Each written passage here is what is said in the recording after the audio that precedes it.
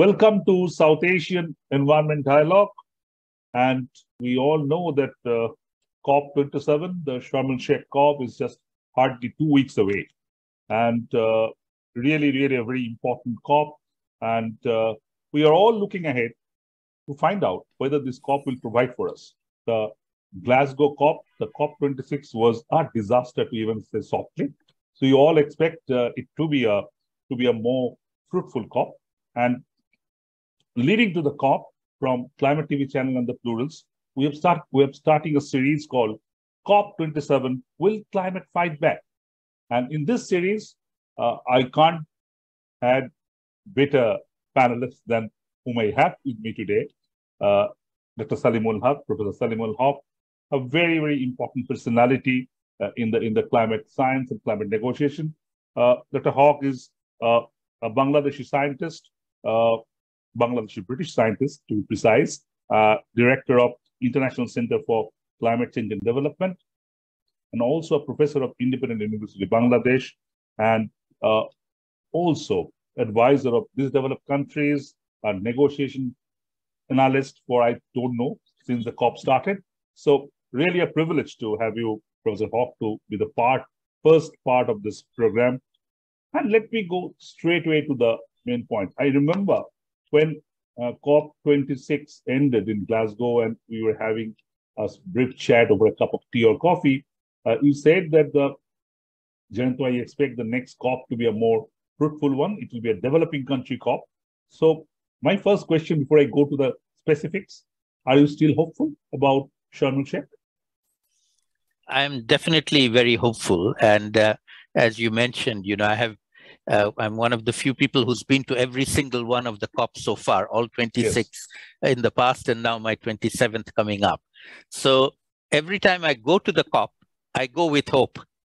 Right. At the end of the COP, sometimes the hope is fulfilled, but more times the hope is not fulfilled. Right. But I go with hope. And I go to Sharm el-Sheikh. I'll be leaving in a few days' time with hope.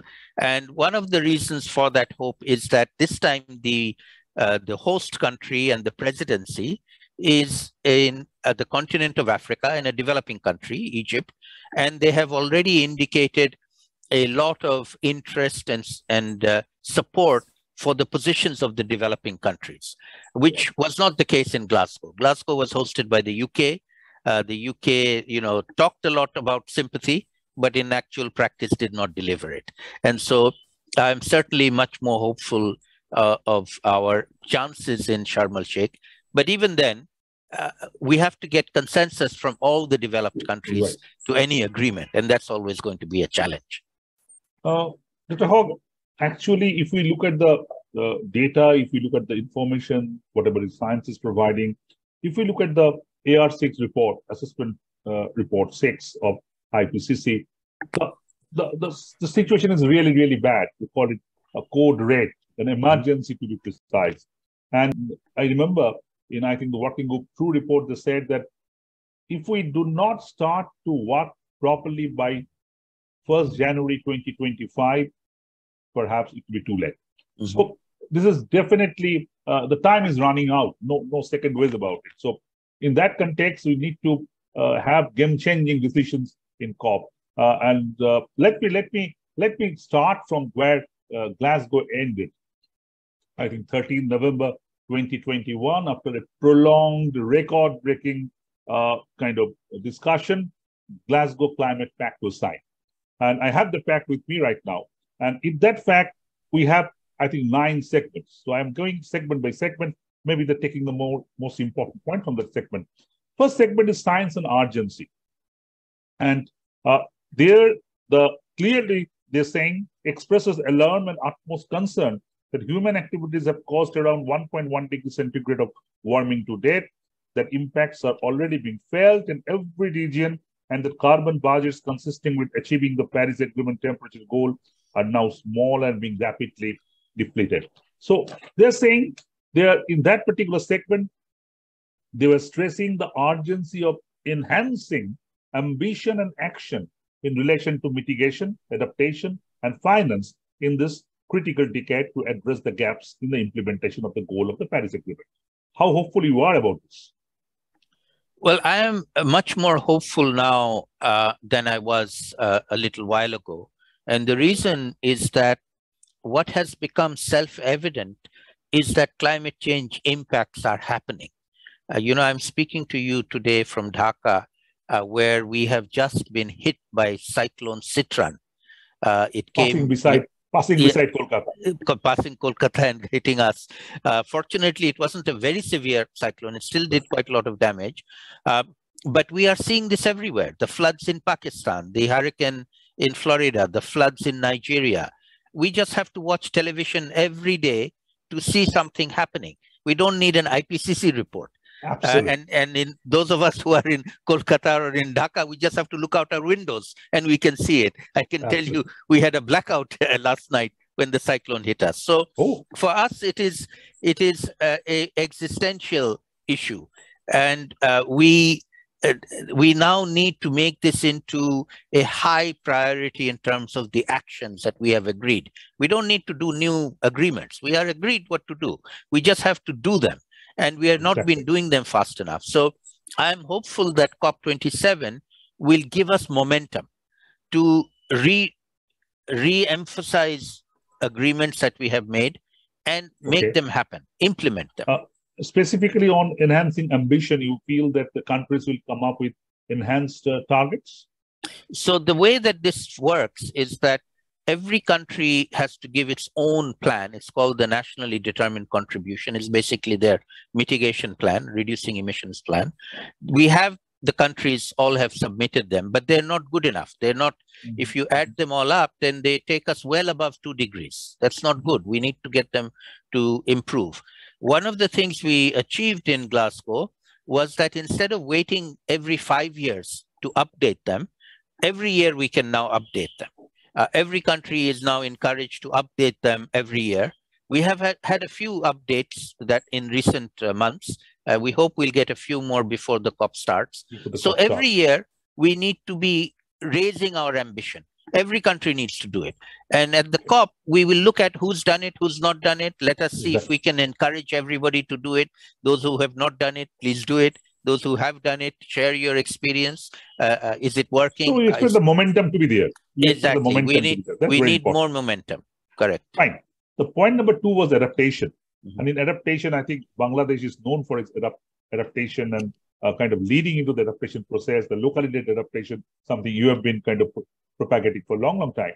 The COP statement says in Glasgow, notes with serious concern the findings from the contribution of Working Group 1 to the Intergovernmental Panel on Climate Change 6th Assessment Report, including that climate and weather extremes and their adverse impacts on people and nature will continue to increase with every additional increment of rising temperature.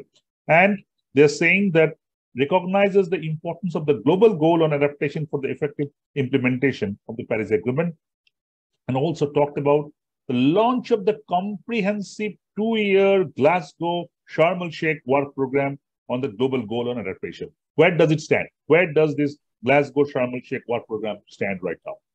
So let me just explain what is the global goal on adaptation.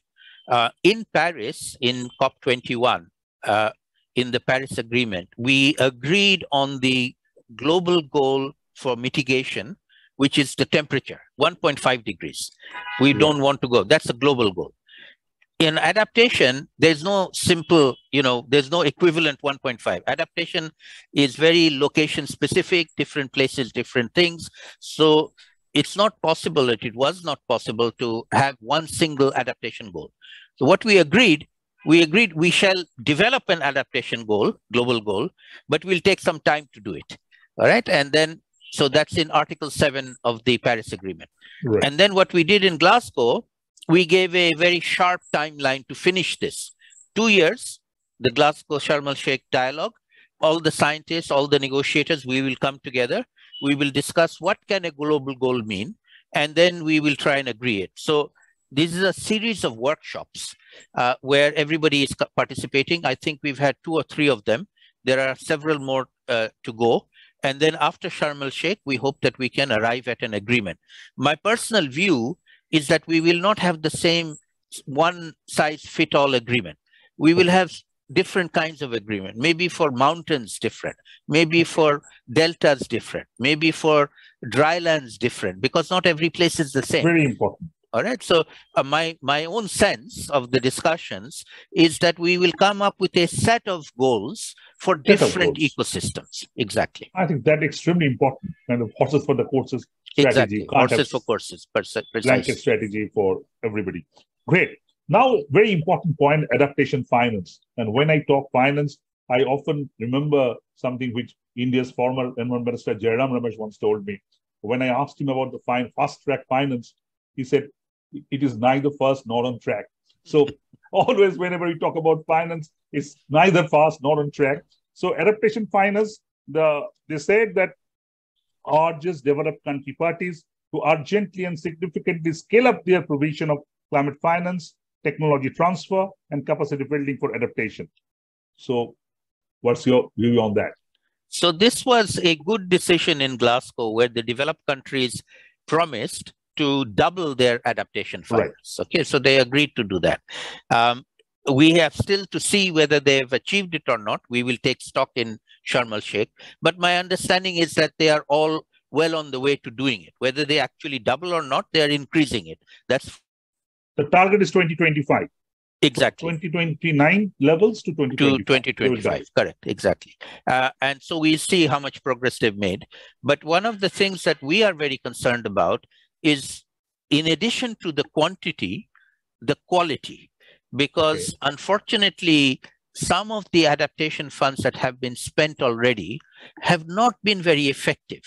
All right. And while there are different reasons for ineffectiveness in different places, there is one overarching message that has come from the IPCC Working Group 2, in fact, that one overarching reason for failure of adaptation projects has been a very strong top-down process. International experts fly in with money and they tell the local people, local government, this is what you have to do. And they do it, but then it doesn't work. And so what we are trying to do now in the adaptation arena is to have more of a bottom-up consultation with the people. They are the ones who know. They are the ones with the problem. You have to listen to them first and then design what you want to do. And so we have now promoted what we call locally led adaptation to be part of this top-down. When the funders come, they must listen to the local people. They must include them in the decision-making and the design. And we are working on that. And that is happening, but it needs to happen faster. Great. So broadly, this segment of adaptation finance, you feel that some movement is there, and we have to consider where does it actually go and what is the situation in Sharm el-Sheikh. Great. Mitigation. In mitigation, the Glasgow Pact saying that welcomes efforts by parties to communicate new or updated nationally determined contributions, long-term low greenhouse gas emission development strategies, and other actions that demonstrate progress. Very important word, progress towards achievement of the Paris goal. And also it's saying that notes with serious concern the findings of the synthesis report on nationally determined contributions under the Paris Agreement. So on this issue of kind of communicating NDCs, what do you feel, where do you stand now? So I said that one of the good things we agreed in Glasgow, that NDCs should be revised every year instead of every 5 years. Okay, so that is a matter of urgency. The broader question about the way in which these things happen at the national level, in my view, is much more to do with the actual economic situation of every country. How fast the country can move from dependent on fossil fuels, combination of coal, petroleum, natural gas, into renewable, combination of wind and solar and other renewable like hydro. The quicker the countries can do that, the more they will be able to update their NDCs and go on to a renewable energy pathway. It is this transition from a fossil fuel-based economy to a renewable energy-based economy that has to take place every country, but then collectively all countries. And I would say despite some bad news because of the Russia-Ukraine war, the people there are going back to fossils for a while. But in general, the trend is in the direction of the renewables becoming more efficient, more cheap, more easy to install at scale. And so I am very confident that as countries start doing that seriously, they will be able to accelerate it going forward. And so I'm hopeful that this will happen. It's also becoming quite market friendly. Precisely. It's economics. It's the economics, you know. So the economics is moved. The viability of the fossil fuel industry is becoming less and less. Coal is now absolutely not viable anymore unless it's subsidized. And then similarly with petroleum, and then finally it will be with natural gas. And the renewable energies get cheaper and cheaper. You see, the point about renewable is every single day it gets cheaper. So no point in kind of pumping money into the coal sector. Precisely. I remember that when you know that there's a huge controversies going on in India and West Bengal about the Devcha Pachami, huge coal mine project. Correct. Slated to be the second biggest in the world. And then a lot of people are giving example of Bangladesh, how Bangladesh actually withdrew from series of coal-based projects because of the funding is not there, the international support is not there. So it's no more economically viable to pump in money for the coal projects. So that's a very, very good news. But I think the transition, the just it will take time. It will take time. That's exactly. very important. Precisely. Great. So let's go to another part, the finance, technology transfer, and capacity building. Already we discussed part of it, but there's an important point. Urges developed country parties to provide enhanced support, including financial resources. We discussed technology and capacity building. So this technology and capacity building is also a very important part. We often tend to go overboard with the finance. That is important. At the same time, it is also important to kind of strike on these issues of technology transfer and capacity building. On this front, what do you feel that where do you stand right now? So on this front, I'm actually very optimistic.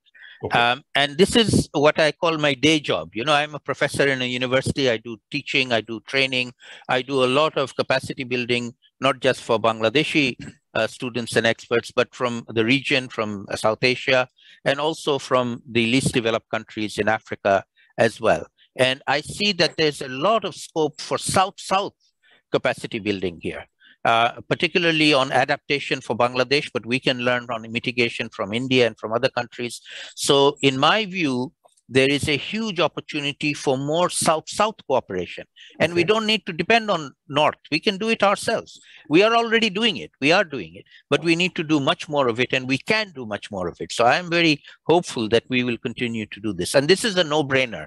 It is just simply the easiest thing to do and the simplest thing to do. It's a bit of a low-hanging fruit. It's very low-hanging, very low-hanging fruit. And we must pluck it immediately.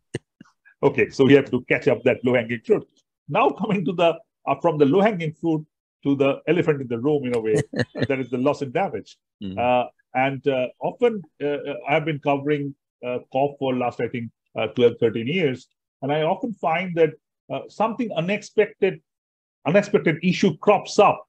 I don't know by design or default, but it crops up during the COP and completely kind of shifts the pattern of discussion what it was initially assumed. Now, many feel that loss and damage has not got its due importance. And being a developing country COP, it has to be given a lot of importance. And it's good that first time in Glasgow, it has been given a different number.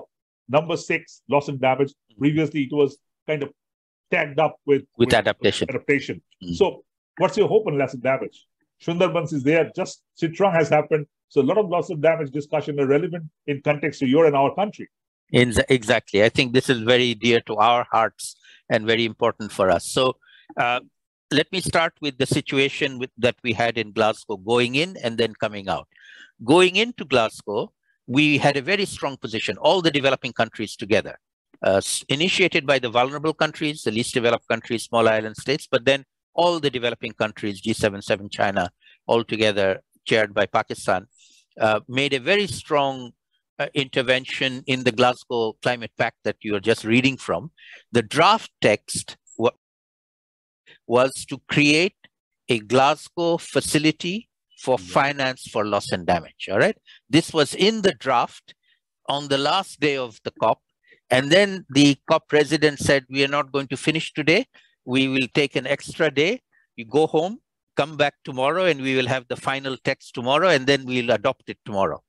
So we went home, and then we came back the following day, and we were given the text, and the Glasgow facility was changed to the Glasgow Dialogue on Loss and Damage, and not just for 1 year, but for 3 years.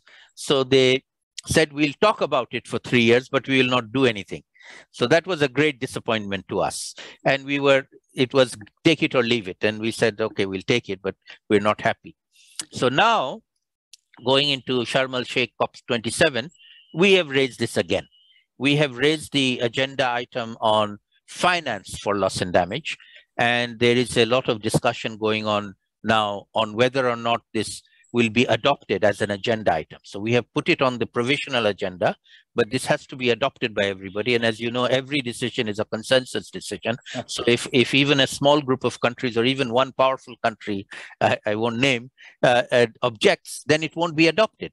And so we are pushing for don't object. If you object to this agenda item at the very beginning of the COP, then we will declare COP27 a failure before it even officially starts. Even before it starts, exactly. And so this is now having some effect. We are hearing that the objections, the Europeans will not object. They have supported us, but the US is still... What exactly you are demanding out there? What agenda? There are two things. One is an agenda item to discuss finance for loss and damage. You know, loss and damage is not on the standing agenda. It's not every year. It comes up every now and again when we have the Warsaw International Mechanism. So we want it to be a standing agenda item and to start in COP27 and on finance for loss and damage, not just talking about it, but finance. So the word finance must be in there. And so let us see. If they object, then we will make a big fuss. If they allow it, then we start negotiating. Then we have 2 weeks of good negotiations. And there are many issues to be debated, like where will money come from, how much money is needed, who will manage the money, who will get the money, all legitimate questions that should be subject of negotiations. But to say we will not even negotiate, that is not acceptable. But Dr. Huq, one important thing you just mentioned about that in the last day, the kind of facility is turned into a dialogue. Where does that dialogue stand in context to loss and damage? Do you feel that from the developing country point of view, have we really pushed enough dialogue on the agenda so far? Well, I think, you know, as a dialogue, it's not a bad thing. Okay, so dialogue is always a good thing. There are going to be 3 of them. The first one took place in June this year in the subsidiary bodies meeting in Bonn. I attended. There were governments, there were non-government, there were experts. It was a very good dialogue, actually, as a dialogue. But the unfortunate thing about it is that the dialogue has no outcome. It doesn't produce anything for the COP. It doesn't even produce a report to the COP, let alone a decision for the COP. And that, to me, makes it a useless forum. It does not have any feed into decisions. And that was the bad part of the dialogues. Dialogue themselves are good, but dialogues without outcomes is, in my view, suspicious. It is you want to talk, but you don't want to do anything about it.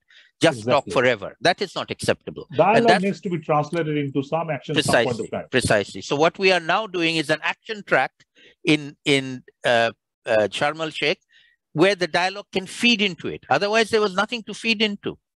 And so we hope that they will agree to that. Another point is that you may be having 3 formal dialogues as part of the UNFCCC process, but this dialogue needs to evolve from the local dialogues. I am not seeing many dialogues happening in the developing countries, either in India, I don't know, Bangladesh, you know much better.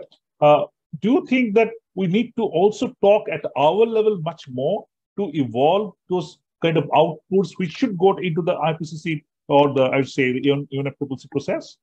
Absolutely. In fact, I can speak for Bangladesh. We are having a lot of dialogues here, local level dialogue, national level dialogue. In fact, I just hosted yesterday a policy breakfast with our members of parliament in Bangladesh on loss and damage. Because again, you know, loss and damage is nowadays climate change, everybody understands. But loss and damage is a new concept. Within climate change, what is loss and damage? What's the difference between adaptation? So we need a learning curve. We need everybody to go up the learning curve here. And in Bangladesh, we are doing that. And we hope other countries will also do that. In fact, we will be holding a number of side events in COP to bring the least developed countries together to start doing these dialogues at the national level as well. Great. And finally, I think the point number 8, I'm coming collaboration, where notes the urgent need to close the gaps in implementation toward the goals of the Paris Agreement and invite the Secretary General of the United Nations to convene world leaders in 2023 to consider ambition to 2030. This 2023 thing, a collaboration process to kind of set the ball rolling, you see it's happening with the global politics and geopolitics the way it's happening, because China and then Russia and then Ukraine and US taking a stand and European Union taking a stand. So it's really geopolitically, it's much more divided before when Glasgow happened. So how this geopolitics, you feel, will affect this collaboration or the proposed collaboration process? Well, we have definitely taken a step back because of the Ukraine-Russia war in particular. On the energy front. But nevertheless, I would say a couple of positive ways forward. Firstly, the UN Secretary General, Antonio Guterres, he has taken this issue up in a very big way. Every speech he makes this the number one issue that we need to address. All right. That is a good thing, because he is going to be in charge of these collaborative dialogues and discussions. He held meetings during the UN General Assembly in New York just a few weeks ago on this. So there have been a number of parallel discussions on this.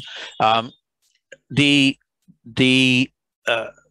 hope in getting this to get really serious is for all countries to realize that collective action to tackle a global problem like climate change is the only way forward. And having small issues on a country-by-country basis, Europe versus Russia, those things should not be able to, waylay the global actions that are needed. All right. So I'm hopeful that good sense will prevail globally amongst the leaders, also amongst citizens. We have to push.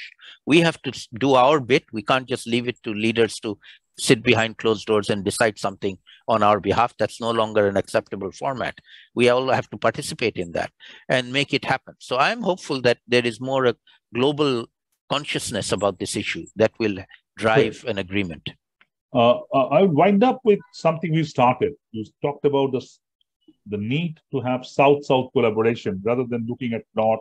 We should have South-South collaboration. But again, the geopolitics in this region is so overwhelming, and it's such dominant in all the decision-making process, unlike in the, say, kind of Africa or elsewhere.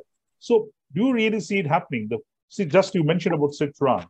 Sitrang originated in the Andaman Bay, and then it came closer to the West Bengal, and then turned sharply and go into the Bangladesh. And I think in between Tinkun Island and Sandeep, putting Sundarbans in both the countries to a real risk, though the actual impact was not that much. But we really are not talking enough at various levels. So how this process should be kind of pushed on, or what's your thinking line on that? I agree with you that in South Asia, unfortunately, because of long-standing political rivalries and divisions, cooperation is more difficult. But I find a more hopeful note in a bottom-up cooperation. The scientists in the region, we are talking to each other. We are collaborating with each other. Right. The journalists are talking to each other. Citizens are talking to each other. So we need our governments to get out of their hostility to each other bilaterally phase and be willing to talk to each other in mutual collaboration terms. I mean, the flood in Pakistan, for example, very good example where Pakistan and India have to talk together. Right. The hostility that they have simply has to be overcome to get a mutually beneficial win-win solution for both sides. Similarly, water sharing with Bangladesh and India and Nepal. So there are regional issues that have to be dealt with, are no longer small issues. They're big issues and they affect everybody, and doing it well is win-win for everybody. There's no win-lose here. It's great. I think all the countries in this region should learn from the COVID. COVID actually showed us the absolute urgency of working together. If the world didn't work together, possibly we couldn't have come out. I won't say the term come out perhaps, but at least reduce the links to a large level. We are still being normal individuals, moving normally, talking normally, and going normally. So I think the world, South Asia, Southeast Asia should learn from this whole COVID episode. And thank you, Professor Huq, for your time. Looking forward, really, I'm really hopeful as well for this COP. I think we will all try to play our own roles in different ways to make it happen and make it as successful as it can be. And really thankful to you for your time. See you in Sharm el Sheikh. See you in Sharm el Sheikh. Bye-bye. Absolutely.